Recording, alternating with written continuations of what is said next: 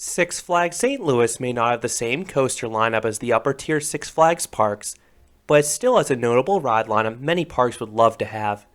You have 3 different wood coasters offering different ride experiences, some cloned but enjoyable steel coasters, and a mix of non-coasters to fill out the offerings. So in this video, I'll rank the top 15 rides and attractions at this Missouri theme park. Before starting the countdown, I want to note that this list will not include anything at the attached Hurricane Harbor Water Park, as I've never visited it. Starting off this list at number 15 is Fireball. This Larson Superloop may not be a coaster as advertised by the park, but it is a solid flat ride. The rotations cause some great hang time anytime you slowly revolve or stall at the top. Number 14, Log Flume. This is one of the earliest and smallest aero log flumes. While the final drop is pretty weak, the layout is scenic and set pretty far back from the midway. Number 13, Colossus. This 18-story tall Ferris wheel is a great observation ride. You get one super slow 13-minute long rotation. The views during the ride are fantastic. Quite a few of the park's attractions are pretty isolated, such as the boss for example, and you get some neat aerial views of the attractions. Number 12, Thunder River. This is one of the earliest river rapids rides. Built from Entenmann, this layout is pretty simple, but it has a fun location circling around Mr. Freeze, so you get some good views of the coaster. Then this layout features several soaking rapids. The rafts didn't spin as much during the course as others for me, so the rapids may hit the same person repeatedly, so be prepared to get drenched if this happens to you. Number 11, Ninja. This ride has a checkered history. Arrow started building it, but after they went bankrupt, Vekoma finished the attraction. So unsurprisingly, this looper is pretty janky. I'm thankful I'm tall enough that my ears clear the top of the over-the-shoulder restraint. Otherwise, this would have some pretty bad headbanging on the transitions. But if you can get past that, and I know not everyone will, the first half has some solid elements. The first drop is a good pop of airtime in the back, the initial vertical loop is forceful, and the Sidewinder is one of the scariest head choppers of all time with that chain return. Number 10, River King Mine Train. This Aero Mine Train is a mostly slow and scenic layout. You have all these turns through the woods, but the finale packs in one final surprise. If you ride in the back, the final drop has an abrupt burst of ejector airtime. Number 9, Xcalibur. This rare evolution was thankfully refurbished, so hopefully it lasts for many years to come. You have forceful spinning at the start, and then you complete a full revolution. Halfway up and down, the gondolas will actually invert. You don't go upside down much in this ride, but it is fun when it happens. Then super disorienting at the top because you're staring at the ground as opposed to hanging upside down as you may expect. I have an entire review if you want to hear more about this giant flat ride.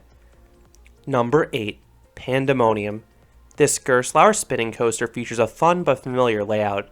The ride spins more as it goes. You have some solid helixes towards the start, then the finale features a nice drop off the brake run, followed by a zippy bunny hill. I don't mind this ride is cloned because it has a satisfying layout. Number 7, SkyScreamer. This Funtime Starflyer stands tall, but it feels even larger because it's placed atop a hill overlooking the park. The views up there are incredible. They're even better than the aforementioned Colossus. Plus, you get some moderately thrilling spinning, especially if you're freaked out being held that high off the ground with just chains. Number 6, Screamin Eagle. This was the last coaster designed by John Allen, and it opened as the world's tallest and fastest coaster. Back in 2018, this was my favorite ride at the park, but it ran much weaker for me in 2020. The ride was still mostly smooth, but the airtime was not nearly as powerful. A lot of the small hills that gave weak floater offered nothing this time around. Then the extreme pops of airtime into the turnarounds were much milder. I still like this coaster's wooded setting and the sense of speed. I'm just hoping I got a bad ride because the recent reviews of this coaster have once again been positive. Number 5, Justice League Battle for Metropolis. This Sally Dark ride can be found at quite a few Six Flags parks, but that doesn't make it any less enjoyable. This ride is a screen-based shooter, but there are plenty of targets and the guns are responsive, and the visuals are fun too. The ride uses the DC Comics IP well, as you see familiar heroes and villains. Plus, you have the occasional physical scene in between serving as a transition, most notably that awesome looking Joker animatronic. Up next is where I suspect Catwoman Whip would place.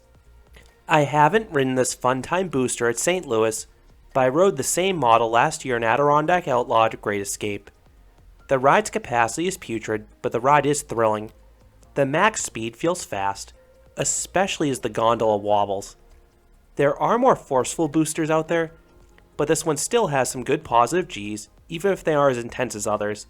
And the flips are graceful over the top. But anytime you invert that high off the ground is fun, especially when you get a view as great as this one probably generates looking down the same hill as SkyScreamer.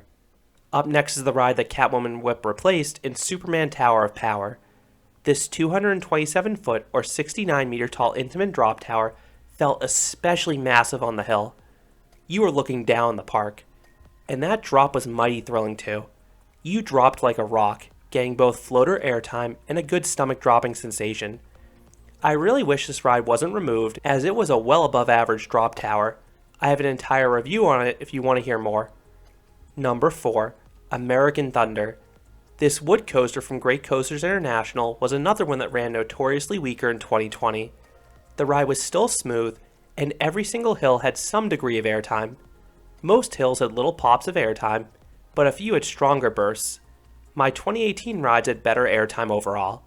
Fortunately, recent reports as well as Screamin Eagle say this ride is running better. Number 3. Boss. This Custom Coasters International creation is one of the largest traditional wood coasters out there, both in scale and length. The first half is immense speed in the valleys. The little hills have a mix of good floater airtime and great laterals. Then the large drops off the turnarounds offer decent airtime as well if you're in the back. The second half is severely neutered though by a harsh mid-course trim. This kills the ride's speed and pacing from that point. And I love this ride setting though in general. It's located in the woods and very little of this coaster's layout can be seen off-ride. Number 2. Batman the Ride. This Balger and Mabbeyard inverted coaster features the familiar cloned layout, but the ride experience is as great as ever. All 5 inversions have great whip to them, and those 2 vertical loops pile on the positive Gs. Then this is one of the smoothest Batman clones too, as this ride doesn't have any hint of a rattle even after 27 years of operation. And coming in number 1 is Mr. Freeze Reverse Blast. This Premier Rides LIM launch coaster is a powerful shuttle coaster.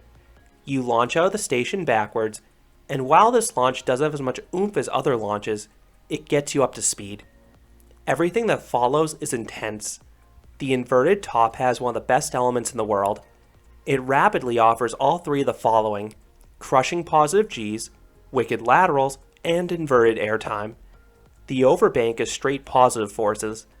Then the vertical spike offers some of the most sustained weightlessness in the world, especially because it's drawn out even more by that mind-bending vertical booster launch.